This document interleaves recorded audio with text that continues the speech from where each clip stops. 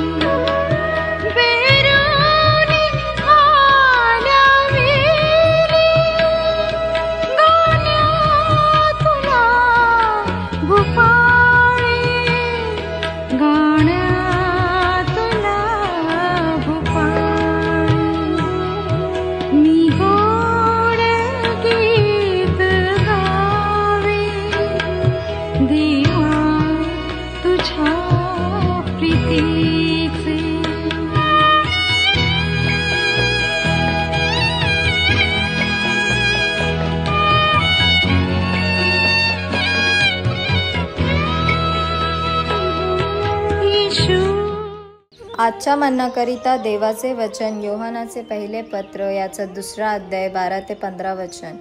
योहानाचे पहिले पत्र याचा 2 अध्याय 12 ते 15 वचन. मुलांनो, मी तुम्हास लिहितो कारण त्याच्या नावामुळे तुमच्या पापांची तुम्हास क्षमा झाली आहे. बापांनो, मी तुम्हास लिहितो कारण जो प्रारंभापासून आहे त्याला तुम्ही ओळखता. तरुणांनो, मी तुम्हास लिहितो कारण जो दुष्ट त्याला तुम्ही जिंकले आहे. मुलांनो, मी तुम्हास लिहिले आहे कारण तुम्ही पित्याला ओळखता. बापांनो, मी तुम्हास लिहिले आहे कारण जो प्रारंभापासून आहे त्याला तुम्ही ओळखता. तरुणांनो, मी तुम्हास लिहिले आहे कारण तुम्ही बलवान आहात. तुमच्या ठायी देवाचे वचन राहते आणि त्या दुष्टाला तुम्ही जिंकले आहे. जगावर व जगातल्या गोष्टीवर प्रीती करू नका. जर कोणी जगावर प्रीती करीत असेल तर त्याच्या ठायी पित्याची प्रीती नाही. प्रभू परमेश्वर या वाचलेल्या वचनाद्वारे आपला आजचा दिवस आशीर्वादित करो. आजच्या मननासाठी परमेश्वराचे वचन पहिले योहानाचे पत्र त्याचा 2 अध्याय 12 पासून तर 15 पर्यंतची वचने आपण पाहूया. प्रियांनो, परमेश्वराचं वचन आम्हाला ह्या ठिकाणी सांगतंय त्याच्या ठाई पित्याची प्रीती नाही. प्रियांनो, परमेश्वराचं वचन आम्हाला सांगत आहे की जग आणि जगातल्या गोष्टीवर प्रीती करू नका. प्रियांनो, आज परमेश्वराचं वचन सांगतं की आम्हाला दरवेळेस कितीही सांगितल्यावरही आम्ही परमेश्वराच्या विरोधामध्ये जीवन जगण्याचा आपण प्रयत्न करतो. एक ग्रीक शब्द आहे ज्याचं नाव कॉस्मॉस आहे आणि त्याचा अर्थ असा आहे की देवाकडे दुर्लक्ष करून जगाने आपला मार्ग धरलेला आहे. प्रियांनो, खरं आहे, जगाने देवाकडे दुर्लक्ष केलेलं आहे. यदि आम्ही देवाच्या गोष्टी घेतल्या तर जगातल्या गोष्टीवर आम्ही लक्ष लावू शकणार नाही. जगातल्या गोष्टीवर आम्ही मन लावू शकणार नाही. जगातल्या गोष्टी आम्हाला मिळणार नाही. म्हणून त्यांनी देवाच्या गोष्टीकडे दुर्लक्ष केलेलं आहे. आज आम्ही म्हणतो जगातल्या गोष्टी मनभावूक आहे, ते आम्हाला शांती देणार, ते आम्हाला प्रेरणा देणार, ते आमच्या गरजा पूर्ण करणार.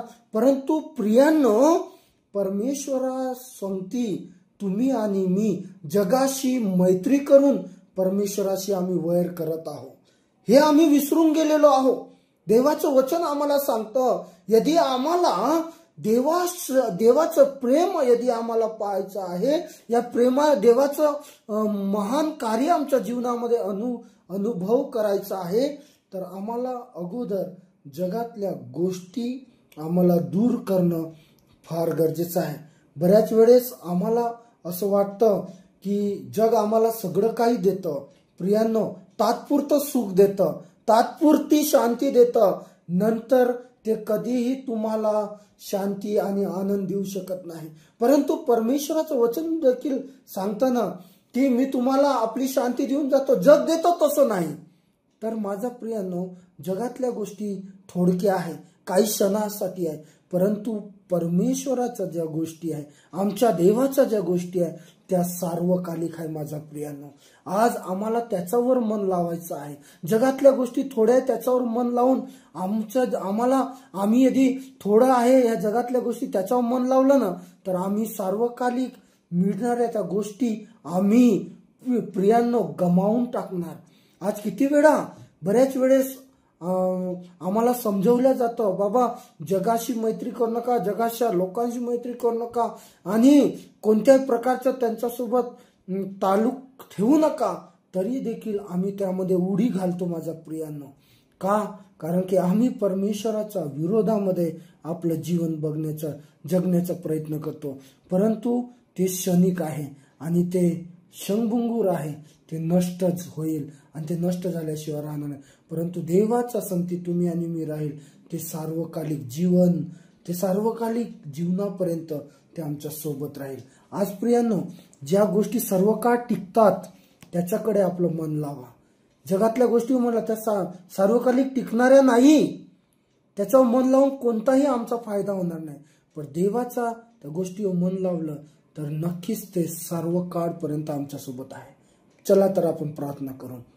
स्तुतीस पात्र भयाशोग्य जिवंत देवा, आज प्रभू मी तुझ्याकडे विनंती करतो, जगातल्या गोष्टी, जगातल्या प्रत्येक याच्यावर आम्हाला प्रभू मन लावू देऊ नको. देव बाप्पा, ह्या सगळ्या गोष्टी आमच्यापासून दूर राहाव्या. प्रभू तू असं तुझा दयेने आणि कृपेने कर. आमचं मन प्रभू हे आम्हाला परमेश्वर बाप्पा त्याकडं खेचल्या जातं. प्रभू त्याकडे आम्हाला मन आमचं घेऊन जातं. परंतु देव बाप्पा, तुझ्या त्या आत्म्याने आम्हाला आवर आणि प्रभू परमेश्वरा तुझ्या मर्जीशील असं जीवन आम्हाला जगण्यास सहाय्य कर, जेणेकरून उत्तम त्या गोष्टीचे भागीदार आम्ही होऊन, त्या सर्व काळी त्या गोष्टीचे भागीदार आम्ही होऊन तुझं गौरव करणारे होऊ दे देवा. धन्यवाद देतो, सर्व मान महिमा सन्मान गौरव तुला देतो. प्रार्थना येशू ख्रिस्ताच्या नावात केली म्हणून तू ऐक बाप्पा. आमेन.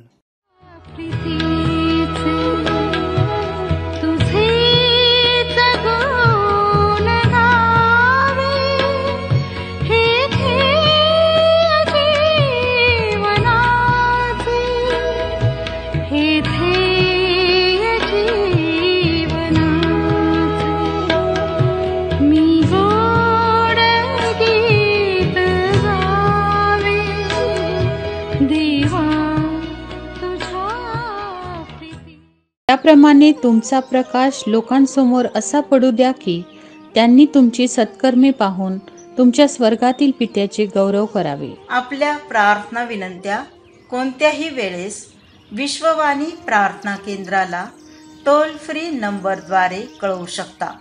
आमचा टोल फ्री नंबर 1-800-2700-333. आम्ही आपणासाठी या नंबरवर प्रार्थना करण्यास उपलब्ध आहोत. धन्यवाद.